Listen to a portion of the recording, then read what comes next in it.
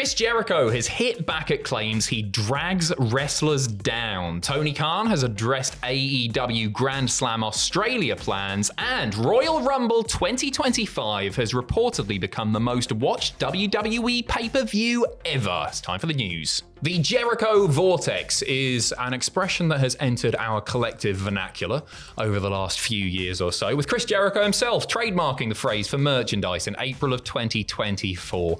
It is essentially the idea that getting into a feud, getting into a program with Chris Jericho on AEW TV means that you will lose a little bit of momentum, to say the least. On the latest Insight podcast with Chris Van Vliet, Jericho has fired back at the notion that he drags talent down. Yeah. Oh, he said, name one person that got dragged down from working with me. Maybe afterwards they didn't go higher, but that's not up to me. I'm not in charge of the booking of the entire company. And then he goes on, he continues, Big Bill and Brian Keith have grown by leaps and bounds working here with me. I definitely know what my intentions are, and it's not to bury anybody. It's to build as many people as I can. What are the names that come to mind when you think about perhaps who Chris Jericho might, the people who might not have benefited from having a feud with Chris Jericho? He says name one, but actually... Oh. Number 1, Eddie Kingston. Number 2, Adam Cole. Number 3, Orange Cassidy. Number 4, Armbar. Number 5, Hook. Number 6, MJF. Number 7, the moss-covered three-handled family Gradunzel.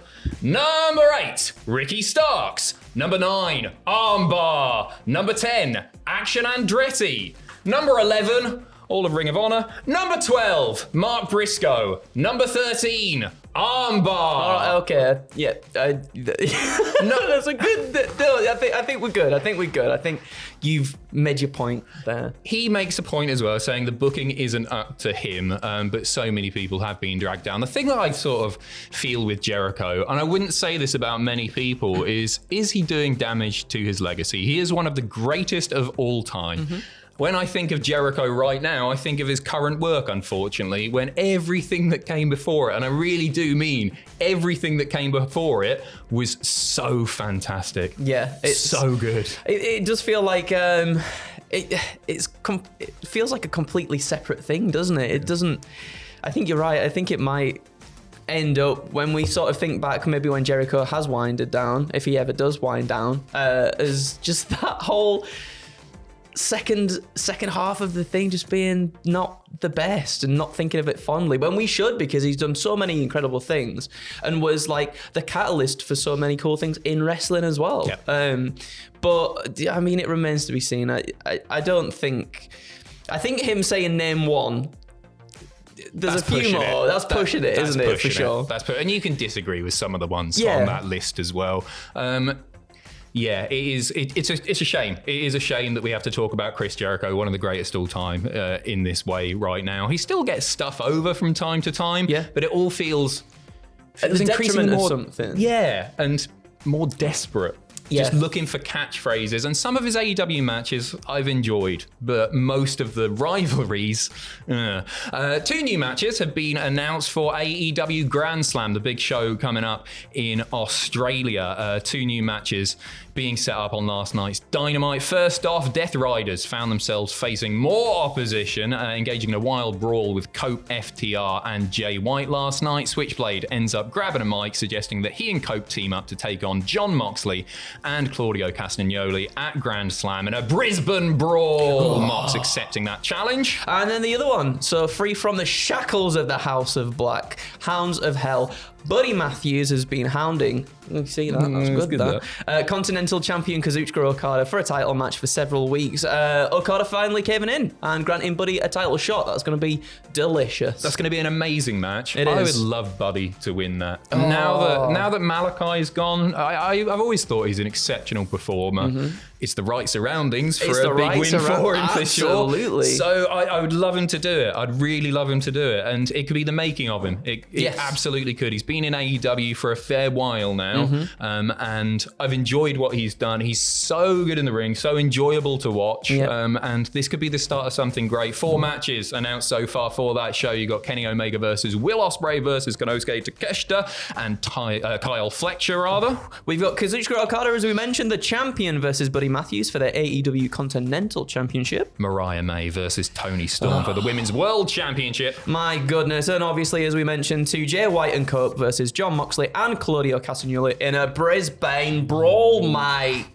Tony Khan has been talking about this show, which has caused, it's fair to say, a little bit of controversy. Obviously, the show was initially scheduled to take place at the Suncorp Stadium, which has a maximum capacity of 52,000, but was moved to the Brisbane Entertainment Centre, which a lot of people are speculating is due to the low ticket sales. And a lot of fans, given the venue, the original venue, assumed that this would be a pay-per-view rather than a TV special. However, TV Insider publishing an interview with Tony Khan yesterday, in which he stated that TNT saw an opportunity in scheduling Grand Slam after NBA All-Star Saturday, and essentially this was the plan the whole time. It was always going to be a TV special. He said, this will be one of the biggest TV events of the year. This will arguably be the biggest TV card of the year. Having this be a TV event has always been the plan. That's something that the network wanted. It's something the network brought to us recently as an opportunity to follow NBA All-Star Saturday. We saw it as a huge opportunity. It was a great vote of confidence for our partners at Warner Brothers Discovery. It will be one of the biggest nights of the year on TNT. It's a great opportunity given the lead-in. I feel really, really sorry for people who have bought tickets. There's an upside to it, and it's a more intimate venue, so you might be a little bit closer to the ring, but some people have been paying hundreds and hundreds of dollars for these tickets.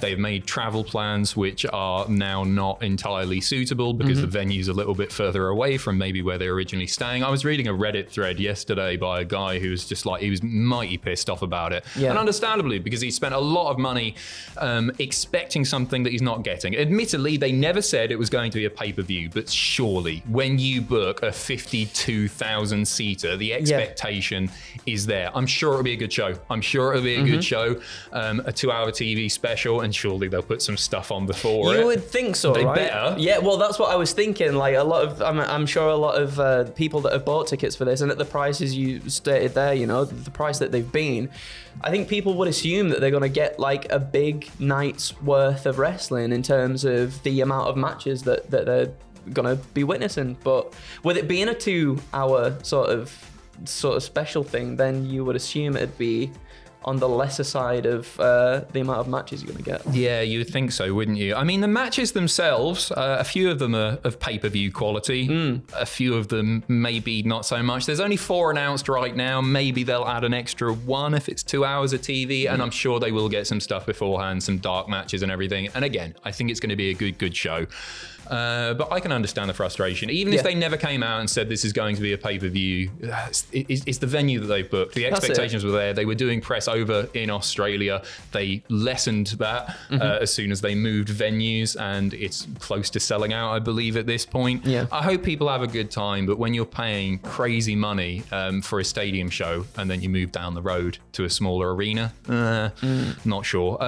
Royal Rumble 2025 is reportedly the most watched WWE pay-per-view ever. Dave Meltzer on Wrestling Observer Radio this morning saying this was the most watched Royal Rumble around the world in history, and actually the most watched WWE pay-per-view event ever in history. So more people watched this Royal Rumble than watched any night of WrestleMania ever, let alone any Royal Rumble ever. The record will be broken at WrestleMania, but as it was the all-time record, it just shows how accessible WWE's product is now. It feels weird at this point. I finally feel weird about calling them pay-per-views because it's included in the monthly subscription for pretty much everybody now. But it was with the network as well. It's different. So yeah, I mean, it's huge. It's a record that will, I think, be broken time and time again. Oh, as absolutely. Meltzer says, surely upcoming WrestleMania, but if they stack a card, if they stack a SummerSlam or a Survivor Series, these might just be more and more every time as new viewers and lapsed fans find wrestling once again. Absolutely, yeah. And I guess, with